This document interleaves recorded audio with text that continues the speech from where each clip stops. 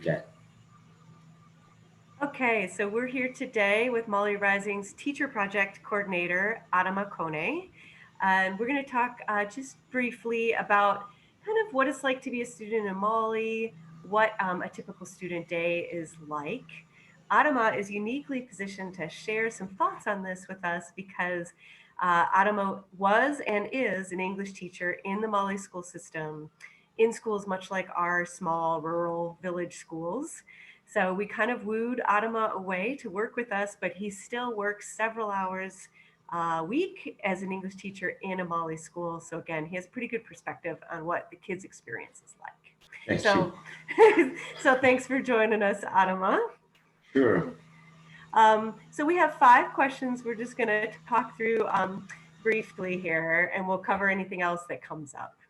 Um, so my first question, Adama, would be, what would a normal day be like for a middle school student in a small village in Mali, in a school like ours? Thank you for asking that question. And a normal day for middle school students in Mali is actually it depends on days, but I think students have a lot on their plates. And usually, when they would do like in school, they have to get up very early in the morning, like 6, especially those who are living from different villages to work or to ride the bicycle to school. So Right. they have to get up very early. And if you got a chance, you have a middle school in your own village, then you wake up like 7, you Mm. brush your teeth, you have your breakfast. You also have to get ready, and after you took your shower, and then you go to school. And the classes start at 8, and Mm. they stay in school like for until from 8 to 12, and they Okay. have a break between 12 and 3 p.m. So and they got back to school at 3 p.m. and they can go for like 3 or 4 subjects every day in school. Okay.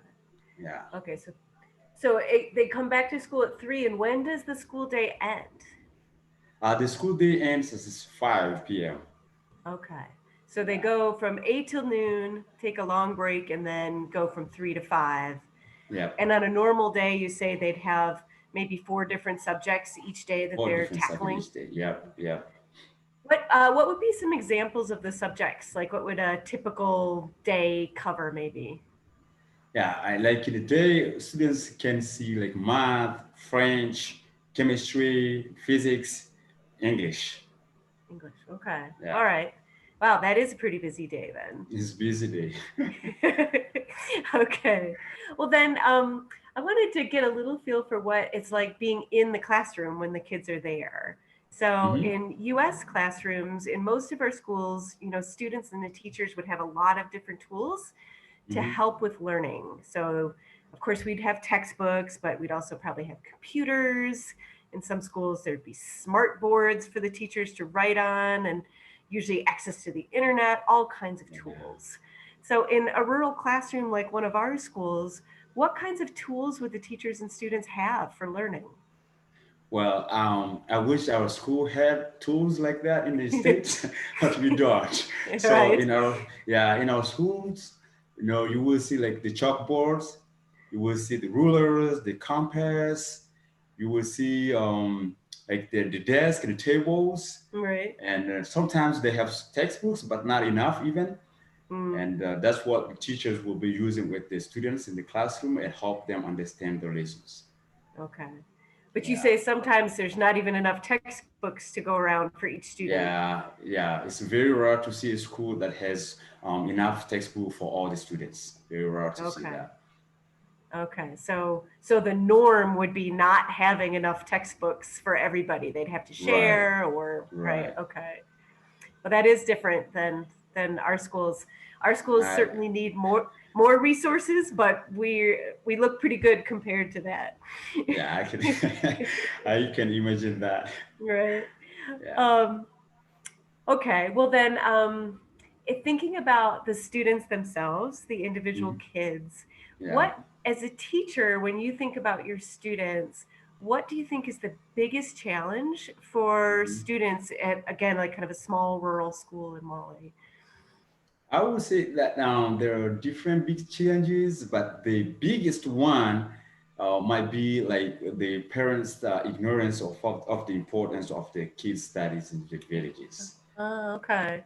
Yeah, because most of the time the kids, they even if they're working in school, if they go back home, parents will not allow them work as long as like just like they want, even if Okay. they want to spend some time reading the textbooks or trying to memorize the lessons at home.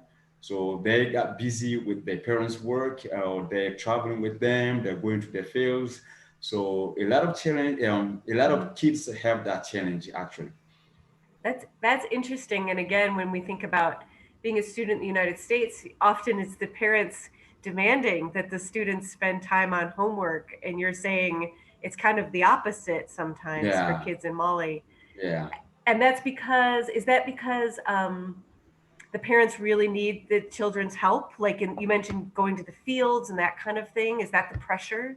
In some families, I would say yes because Yeah. they don't have like bigger boys or like other people who can help their parents in their fields or Mm, whatever. But in some cases, they're not. They just don't know how important the education is, right. so they will not push their kids to study at home or watch them. You know.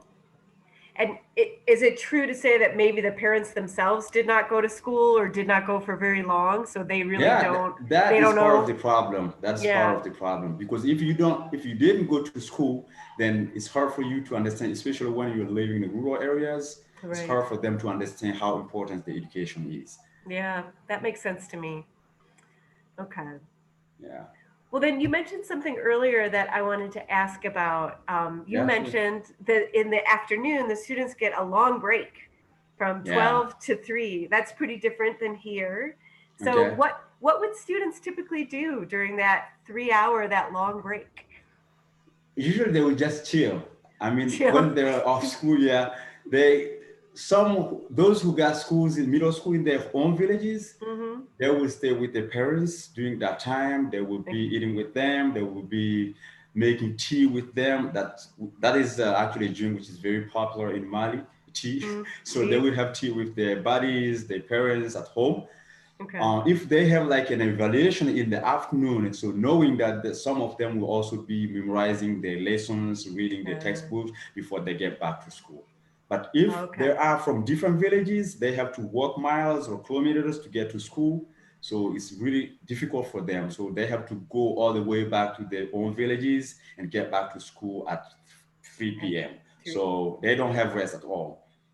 Okay. And would some Yeah. of those kids who face that long walk back and forth, would they just kind of stay at the school and hang around and wait for Some of school to them start do. again? Some of them Right. do because they will bring their lunch with them.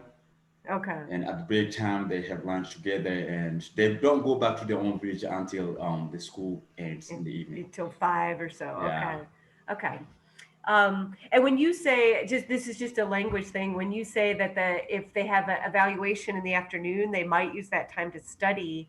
That's what Hmm. we would call like a test or a quiz, right? Where they're going to Yes, a be quiz. Yeah, exactly. graded That's what I'm on. talking about. Okay. Yeah. I think kids in the United States could relate to that, where it's like, oh my Okay. goodness, I better study right now because Yes. So it's the it's same.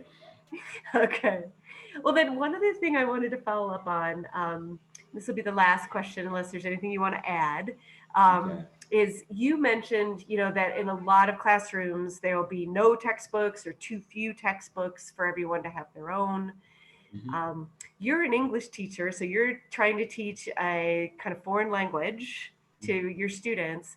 How do you teach English to a class full of students if they do not have textbooks or if they have very few? How do you do that for Very them? good question. It seems like you're talking about my classroom because I have so many students in my ninth grade. So uh, 80 of them in my ninth 80. grade. Yeah. Wow. So it's overwhelming actually, and I don't have enough textbook for them.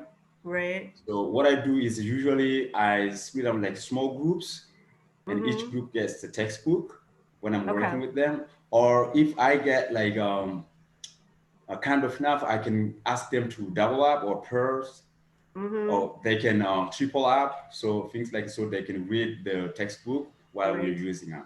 while you're using it. So depending on how many books you have, that's how big of a Right, group you. Okay. right. What one of the other things I've noticed our teachers do, I wonder if you do, is they'll Hmm. actually, maybe the teacher will have a book and they'll write the entire lesson out on the chalkboard.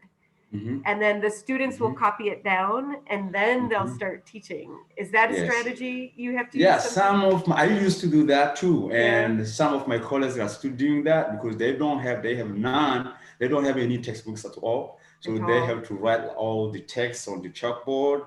Then the students have to copy that in the notebooks, and then you Right? go reading and asking questions about the text and studying the grammar points and different things. So you have to put everything on the chalkboard so they can see and put them in the notebooks. Wow, that must take a lot of time out of It the is. class to write it Yeah. all out and then to have them write it all Yeah, it out. usually takes you like 2, 3 days before you finish one text. If you have to Really? go with the questions and questions, grammar points, and all kind of different things like vocabularies, so all Mm-hmm. that. So It could you do take only the days text to, writing today. Tomorrow you do right? the essay about the text. Next day you do the vocabulary, Wow. things like that. So not having that simple tool of the textbook really changes and slows Right, the whole down your thing. Yeah, good. All right. yeah. Well, I those were a few questions that I wanted to ask. Is there anything we haven't talked about that you want to add or that we should know about life as a student in Mali? Well, there are things, but I just want to thank you for asking the questions and thank you all the donors who have been actually sacrificing their own lives for the schools in Mali.